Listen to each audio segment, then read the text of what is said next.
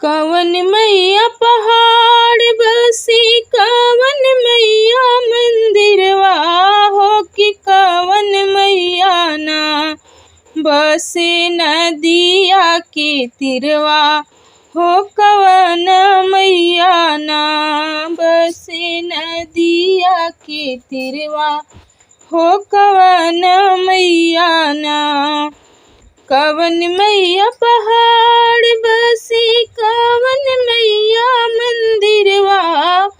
हो कि कवन मैया ना बसे नदिया के तिरवा हो कवन मैया ना बसे नदिया के तिरवा हो कवन मैया ना दुर्गा मैया पहाड़ बसे काली माई मंदिरवा हो कि शीतल मैया ना हो कि शीतल मैया ना बसे नदिया के तिरवा हो कि शीतल मैया ना बसे नदिया के तिरवा हो कि शीतल मैया ना कवन मैया पहाड़ बसे कवन माई मंदिरवा हो कवन मैया ना बसे नदिया के तिरवा हो कवन मैया ना बसे नदिया के तिरवा हो कवन मैया ना कहवा उतारौ सातौ बहिनी के डोलिया हो कि कहवा बजेना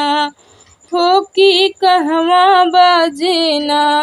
रुन झुन बर हो बजनवा हो कि कहवा बजेना रुन झुन बर हो बजनवा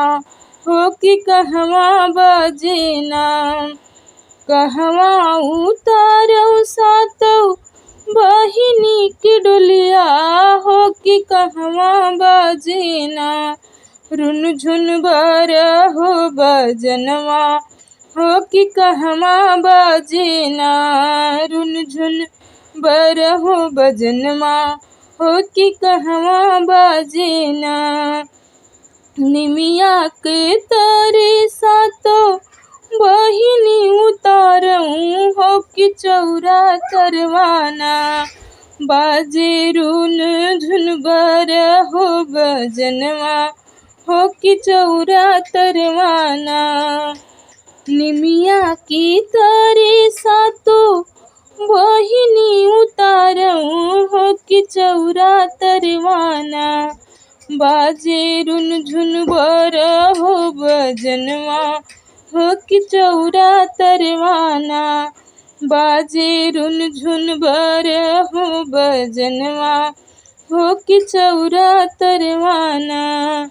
कवन मैया पहाड़ बसई कवन माई मंदिरवा हो कवन मैया ना बसई नदिया के तिरवा हो कवन मैया ना बसई नदिया के तिरवा हो कवन मैया ना बसई नदिया के तिरवा हो कवन माई ना बसे नदिया के तिरवा हो कवन मैया।